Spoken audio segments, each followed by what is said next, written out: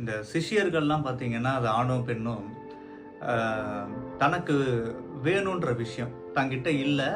அ அது பிரபஞ்சத்துக்கிட்ட எப்படி கேட்டு, நமக்கு அது நம்ம தான் ஆக்கிக்கணும். பெற்றுக்கொள்ள வேண்டும். ஒரு விஷயமோ, இல்ல ஒரு பொருளையோ எது வேணாலும் இருக்கலாம். அத ஒரு குரு கிட்ட போய் ரெக்வெஸ்ட்டா வச்சு, அந்த வித்தைய கத்துக் குடுங்க அப்படின்னு கேட்கறாங்கன்னா, குரு அந்த வித்தைய சொல்லிக் குடுக்குறாரோ இல்லையோங்க. ஆனா, ஒரு விஷயம் பண்ணுவாரு. உன்கிட்ட இல்லாத விஷயத்த எப்படி எடுத்துக்கணும்னு நீ நினைக்கிறியோ, கேட்டு வாங்கிக்கணும்னு நினைக்கிறியோ, அதே மாரி இருக்கிற விஷயத்துக்கு முதல்ல நீ நன்றி உள்ளவனா இருக்கிறியா அப்படின்றது தான் குரு பார்ப்பாரு.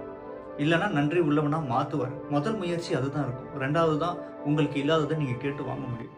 அப்ப இருக்கிற விஷயத்த இப்போ ஒரு சிஷ்யன் சொல்றான், "என்கிட்ட எதுவுமே கிடையாதே" அப்படின்னு சொன்னாலும், குரு சொல்லுவாரு, "உன்கிட்ட விலைமதிக்க முடியாத ஒரு விஷயம் எதுன்னா, உன்னோட உயிர் மட்டும் தான். அத விட ஒரு பெரிய விஷயம் வேற என்ன இருக்கு? உன்னால எதையும் ஸ்டார்ட் பண்ணு. இன்னிலருந்து முதல் நாளா வச்சுக்கோ. இன்னிலருந்து நம்ம ஸ்டார்ட் பண்ணலாம்ன்னு" சொல்லுவாரு. அப்போ அந்த உயிருக்கு நீ நன்றி உள்ளவனா இருக்கிறியான்றது தான் அந்த இடத்துல அவர் குறிப்பிடுவார். அப்ப அந்த உயிரை வச்சு நீ என்னென்ன காரியங்கள் பண்ணலாம்? உனக்கு வேணுன்றத நீ அடையலாம் அப்படின்றது தான் நன்றி உணர்வோட தொடக்கமே அதுதான். அதாவது விவேகானந்தர் ஒரு விஷயம் சொல்லுவாரு.